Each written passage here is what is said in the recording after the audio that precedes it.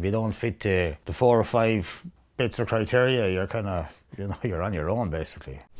My name is David. I was a commercial diver for 12 years previous to my accident. I had an accident in May then, and unfortunately lost the use of my arm, and I had many other injuries with the arm. The paralysis of the arm being the main one, I suppose. I was involved at a motorbike accident. I crashed into a truck on the motorway, and I ended up in Tullamore Hospital for 3 months. I was there for 3 months, and then I was in the NRH after that for 3 months, and then I was in the Mater Hospital for nerve transfers and whatnot, and still ongoing actually. I had to go to Vienna for a muscle transfer under the care of Professor Osman there also as well.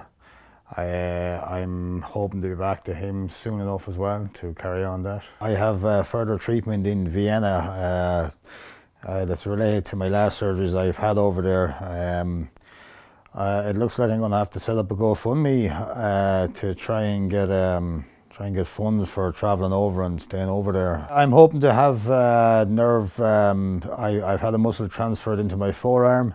I'm hoping that they will find 2 nerve signals in that to operate a prosthetic when that time comes. Primary medical cert, definitely have difficulty, all right, but a primary medical cert, yeah, it allows for disabled people who fit under that criteria to be exempt from VAT and VRT, whether they're buying a new car or a car that needs to be modified or whatnot. Other small bits and pieces like they are tax-free in a car, and also I think they're toll-free as well, I think. And what are the difficulties that you've been facing? I understand that you've applied more than once at this stage. I have, yeah. I've been applying since 2021, and basically the criteria was written in 1968, I think, and they're coming back telling me that I'm not paralysed enough, basically, which is it's a bit crazy, to be honest, And do you know what specifically that you're stumbling on in there? Yeah, basically in the criteria says that you have to be wholly without the use of both arms, or almost wholly without the use of both arms, which it's a bit of a contradiction in itself, because if you had no arms, I don't think you would be driving anyways, and what is almost wholly without the use of both arms? I can't understand that. So because of your accident, your left arm had to be unfortunately amputated from below the elbow, essentially. Yes, it was. It was amputated below the elbow. It was my choice to amputate it because, well, I suppose it wasn't really my choice. I was catching it everywhere. I was burning it. There was no sensory feeling there, so it was easy hurting because the arm was fully paralysed. If I got blisters or whatnot on it, it would take months and months and months to heal because there's no activity in the arm, really, And how did that affect your ability to just go about your day? The amputation, physically, yeah, it was. I found it better. I wasn't being pulled down to one side like I was previous. Mentally, it was okay for me. For other people to look at you when they don't know what to say to you, I suppose it's kind of a little bit different, all right, yeah. But yeah, you get over that. And you said that not being able to access the PMC has pushed you to the brink of poverty. Can you explain a little bit about what you meant by that? For me, the benefit of having this cert would be, certainly I have an older car. I can't afford a new car, basically.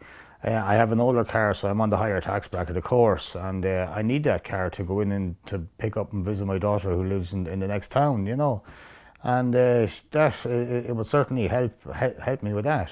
And David, you said that you feel that Ireland is currently in breach of the United Nations Convention on the Rights of Persons with Disabilities. Can you tell us what you found through your research? Well, I think that the current domestic legislation in Ireland is in breach of the UNCRPD Article 26, Title 3, equality, and that's about integration of people with disabilities.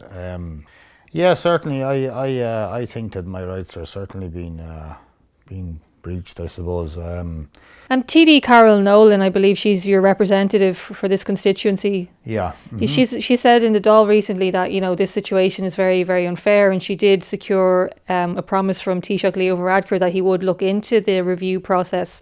How do you feel that your rights are not being upheld in this situation? I certainly don't have much faith in it anyways. I want to be hopeful, but it's unfortunately I've seen this before. This is not the first time it was brought to the attention. It's been happening quite a few times before, and still nothing has happened. You know, after that there's been plenty more. There's been plenty of reports about it. There'll be plenty of this and everything else, and that's you know.